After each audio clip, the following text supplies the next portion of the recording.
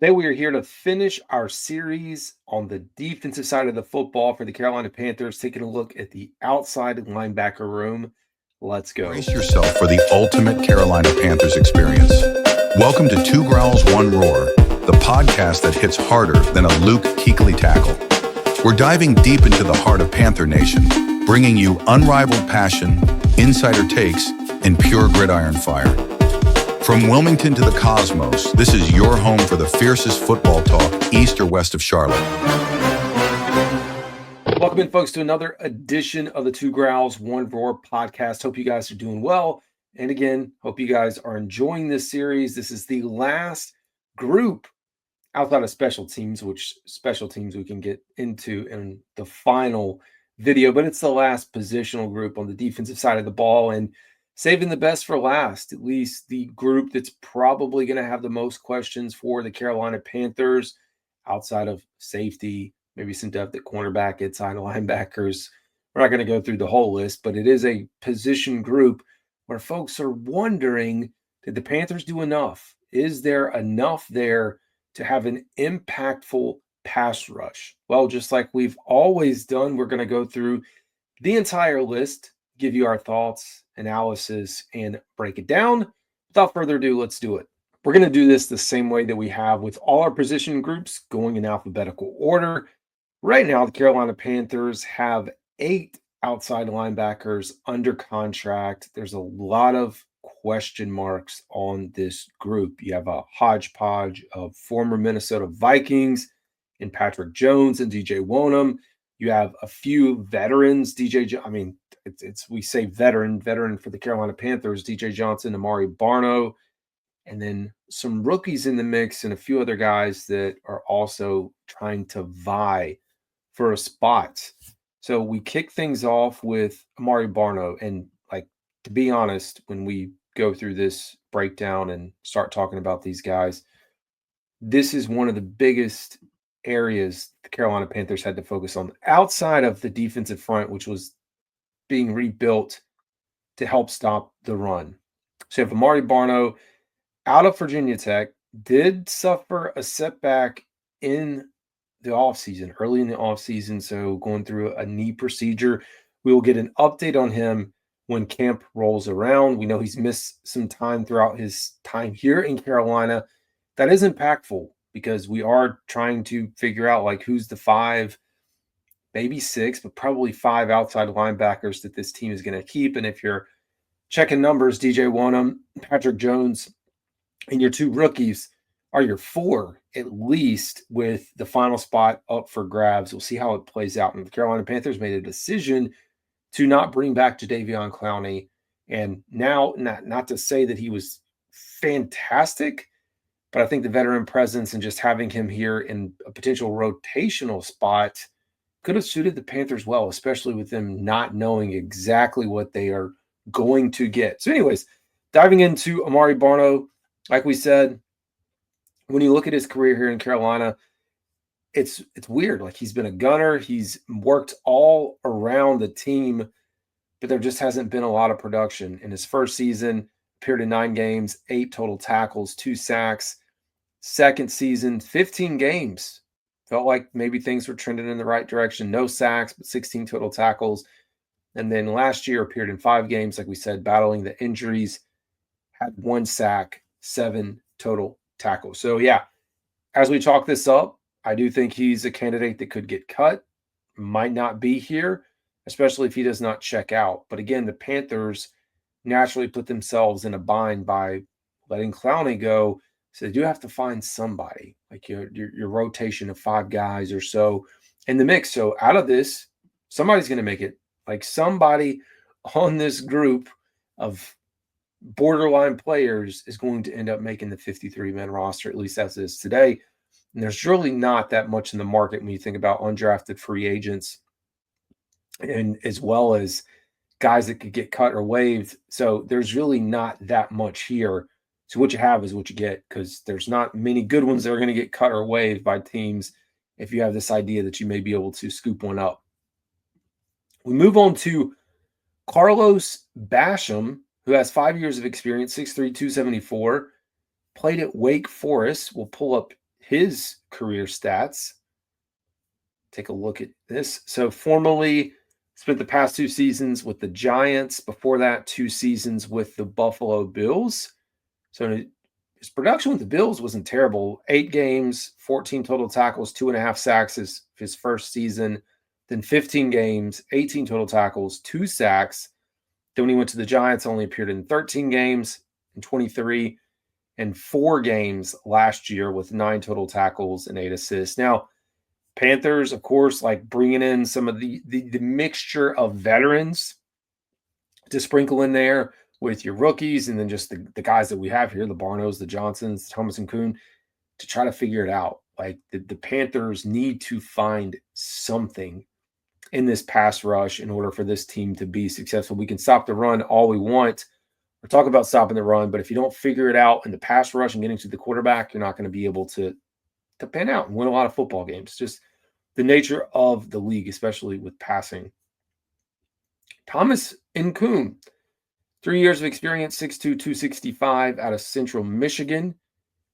Got a pretty good amount of playing time last year because of injuries. So he spent 23 with the Denver Broncos, only appeared in 4 games, 2 total tackles.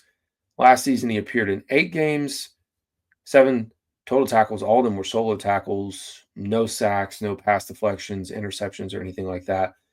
As we've stated with some of these guys on the back end of the roster, good that they were here last year for some of them to have experience with Evero's defense. But I look at this group with Thomas and Kuhn, Barno, DJ Johnson. I only think there's room possibly for one of them. And that's, assuming there isn't this wild card out there where the Panthers decided to let go of DJ Wonnum, which I just don't think's in the cards right now. So we'll see how that ends up playing out. The prospect that, maybe some people are sold into, some people probably have already, put their chips in, said, see you later. DJ Johnson, former draft pick here that folks, I think even to this day, still wonder why he was selected, where he was selected. Can't change that. It is what it is. 6'4", 260 pounds out of Oregon. We knew he was raw. He just hasn't figured it out. We talk a lot about his ability to set the edge, be a run defender, which is great. But as someone who's an edge and you're a third-round pick, you really got to, figure it out, how to get to the quarterback. Last year, though, he did appear in quite a few games, so I do think there's a chance for him to maintain and stay here. I think is a viable rotational piece. He appeared in 14 games, 41 total tackles, 16 solo, 25 assists, had half a sack. Much better production compared to his rookie season with 13 games, 14 total tackles. So the trend is up, but I think we all know, we want to see him be able to get to the quarterback, to have a few sacks on his resume. We got to have those pressures. Now, it's great having someone that can set the edge as an outside linebacker, force things inside, being able to contain, bumping inside for other people to make the tackles, all for it.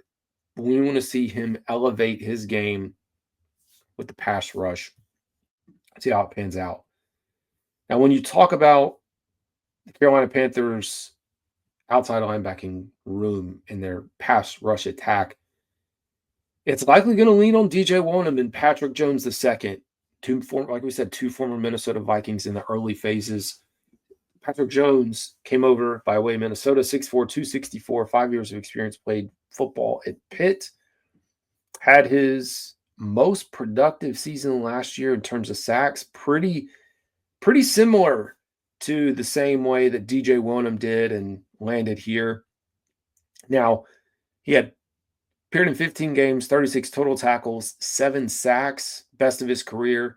Year prior, he only had 1 sack. In 2022, he had 4 sacks.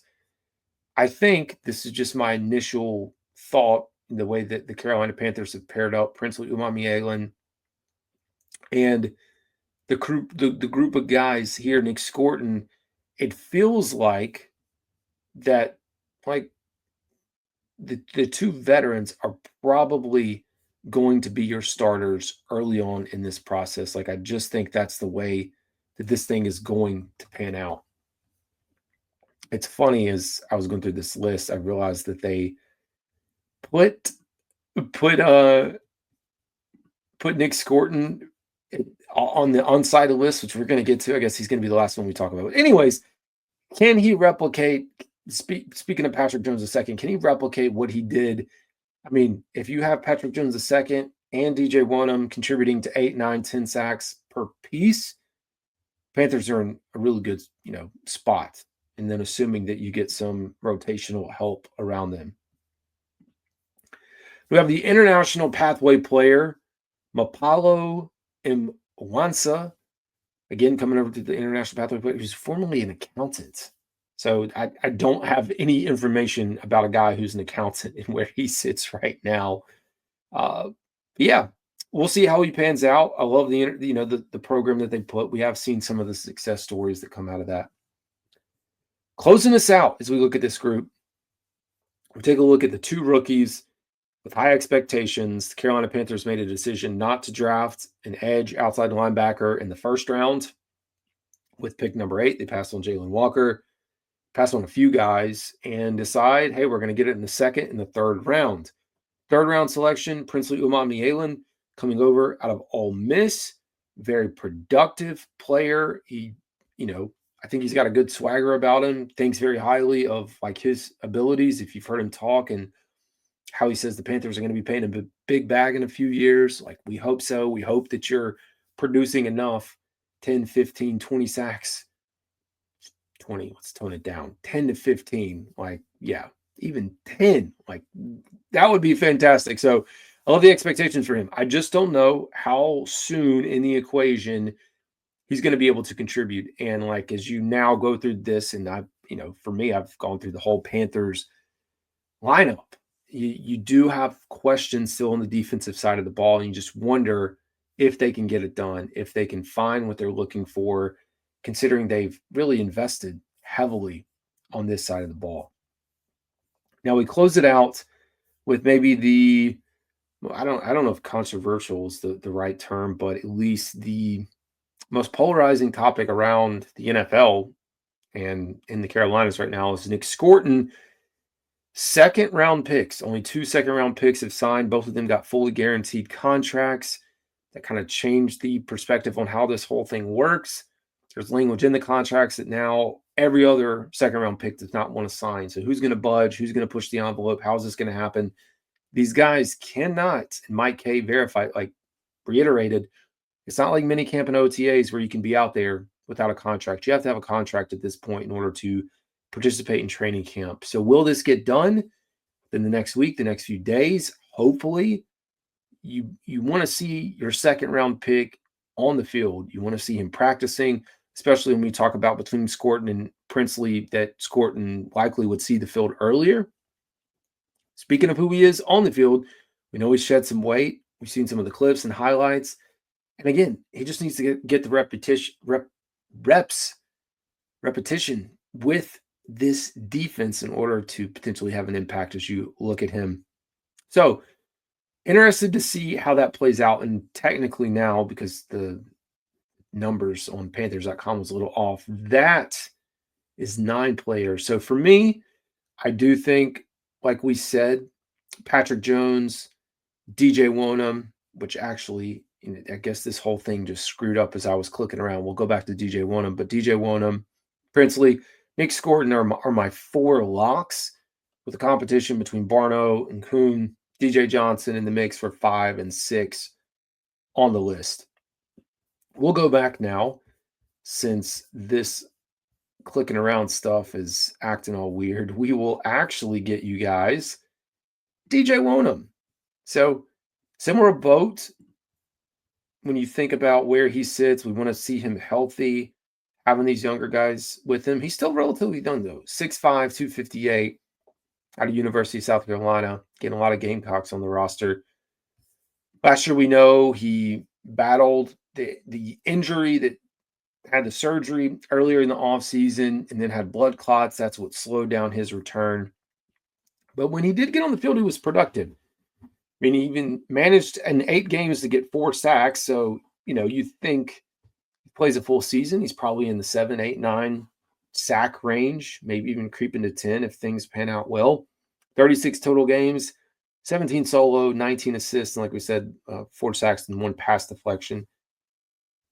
It's similar to like some of his seasons, full seasons with the Minnesota Vikings. So it's funny, you think about the Carolina Panthers pass, like you think about a 3-4 defense, you think about defense in the NFL, you got to have good to great players on the outside. Like naturally, you can make up for a lot of things when you have guys like that on the outside that can get to the quarterback and wreak havoc. So I'm curious if they're going to find it, if DJ Wonnum's it, if Patrick Jones is it, if either of these rookies are potentially it as well. Only time will tell. So anyways, folks, that is going to do it for the outside linebacker room. We've officially made it through, I was going to say 90, but 87 players. We will now do kicker, punter, and long snapper. And then I guess we can talk a little bit about the return specialist as well. But as always, this is Carolina Dad. Appreciate you guys tuning in. Y'all have a good